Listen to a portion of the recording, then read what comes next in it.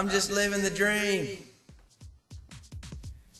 Hello, welcome to Montz TV. Today I have on the show Michael Bradley. He's been a pro since the age he could drive and was drafted in 2004 to New York. He's the youngest MLS player to be sold to a European club. Recently just signed with a German club in the Bundesliga called Borussia Mönchengladbach. If I mess that up, it'll be in subtitles. Michael, thanks for coming on the show today. You're a world-class pro. You've been living the dream for a long time now. I don't want to talk so much about what life is like for you at the top, but how you got to where you are today and how you're planning to get to where you want to go tomorrow. So let's get started. I've heard stories that age 14 you're living in Chicago, you're training with the Fire, and you're doing well at 14. How is it that at 14, when most players are standing around shooting 25-yard shots while their friends playing goalie during warm-ups, you're balling with the pro team? What were you doing different at age 14 compared to everyone else? I think that I love to play, and when I was little, for me when I got home from school, there was only one thing that I wanted to do. And, I used to, if my team had practice, I used to look forward to going to training with my team. Even on the days when there wasn't a practice for my team, I used to love to go out by myself and just and play with the ball. Yeah. I'd play with my dad. And so for me, I felt like at a young age I was just able to play soccer as much as possible. Yeah. They say that 1% of youth soccer players reach their dream of becoming professional players. And of that 1%, I'd be willing to say 95% of them are about 22 years old and seniors in college. You signed at 16 in 2004. What did it feel like to reach your dream of becoming a pro at a young age? And then did you believe you would sign so young?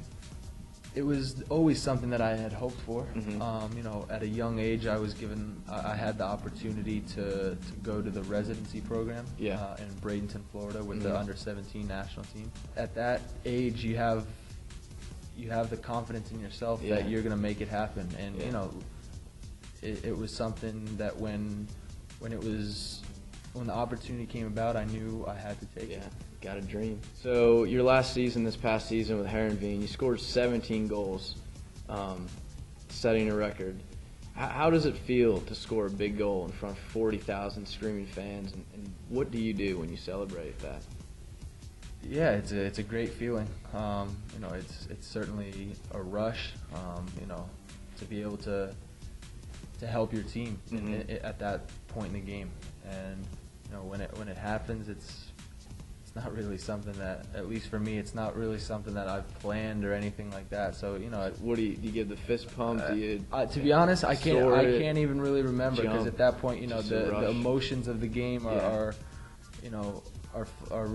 really inside of you, and you're just you're so excited to have been able to help your team, and at the end of the day, it's all about winning, and you're so you're so excited and emotional that now you're able to help your team win.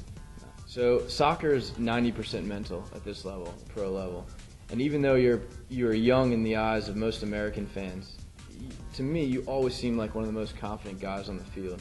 Whether you're playing against England or Brazil with the national team, or whether you're playing against Ajax or PSV in Holland with Heerenveen, you never shy away from the game. You get stuck into tackles, you complete passes, and you make things happen. How important has self-confidence and self-belief been to your game, and what do you do on a day-to-day basis to keep that belief going? Definitely for any athlete, the pure ability to believe in yourself and to know that to know that even when things aren't going your way, that you're still a good player. You have to have that, and you almost have to be stubborn. That if somebody's going to tell you that you're not good enough, or you're too slow, or you're this or that, you have to in your mind know that be so determined to push all that aside and just not allow yourself to use any of those things as excuses.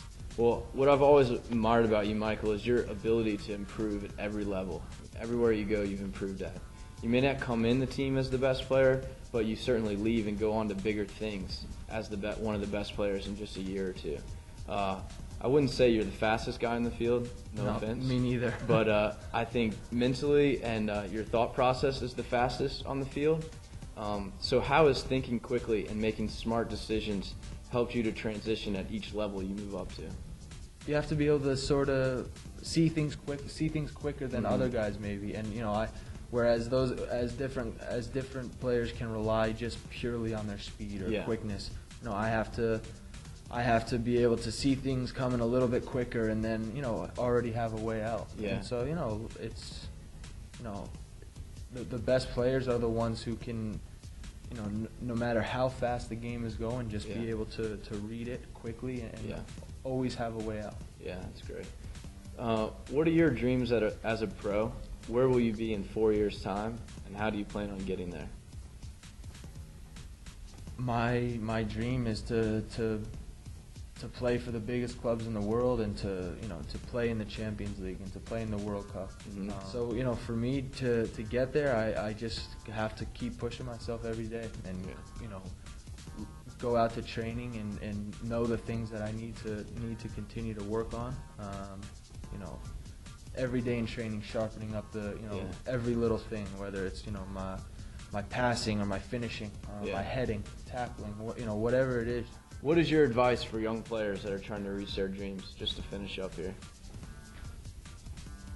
I would say two things. For me, just go out and play as much as you can. And, I've said it now a few times, but for me, that's what I did. And secondly, I would just say that if this is what you want to do, then be determined and don't let other people tell you that it's not possible, and don't let other things throw you off track. Just be confident in yourself and know that you can make it happen.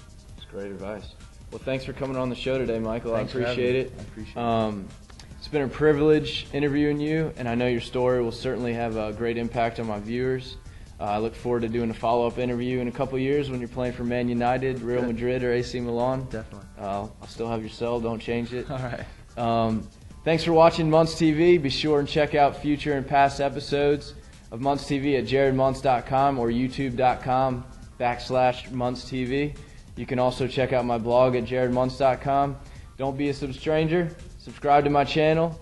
And if you want to make a comment, please do so, or send me an email. My info's on my website. I'd love to hear what you have to say.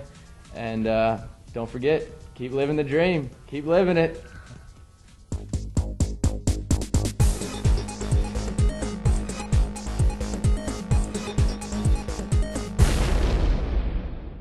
I'm just living the dream.